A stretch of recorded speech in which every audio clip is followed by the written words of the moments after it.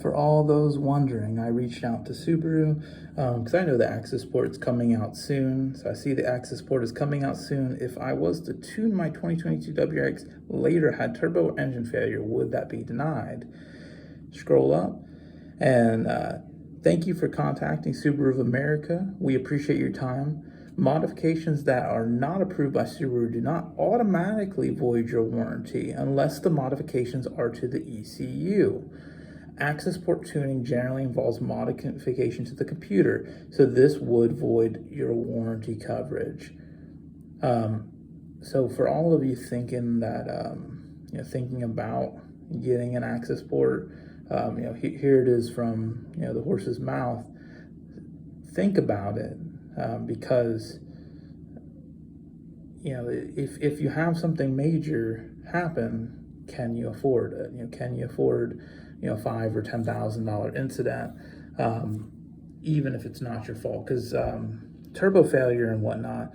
Like I said, I did this on I just said my name was Bill, and I did this on an email that doesn't have any link to me, just to be extra safe.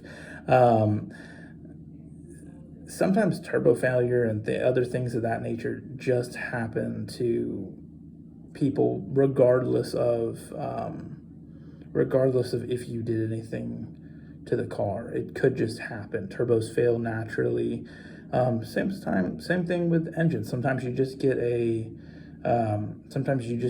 dud for an engine and it goes out. If you look over at the forums for the Ascent and the Outback, you'll see some of those people had engine failure at 30,000 miles. They didn't do anything different to their car, and they just drove it normal. These kind of things happen, and that's the same engine that's used in these cars. So think about it, and for me, I'm personally just gonna wait. The car's too new, and potentially when my warranty's up, maybe I'll consider getting a Cobb Access Port and a Pro Tune. But while it's in warranty and I can have things covered for free, I'm just gonna stay away from things that are detectable.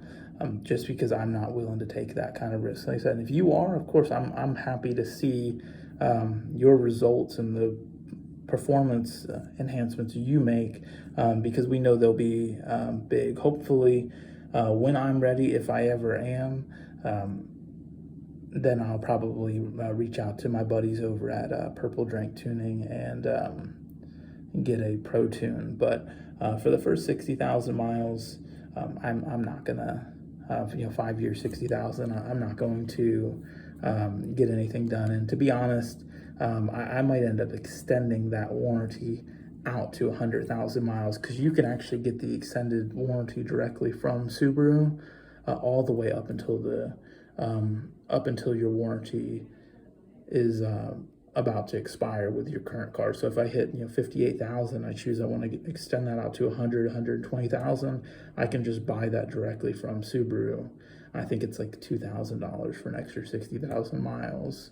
And I might do that just because I'm very happy with the power I'm making with the JB4. But at least here it is. And like I said, if you were thinking about it, maybe this makes you second guess it for now, or maybe you don't care. It's completely up to you. I'm just out here providing information.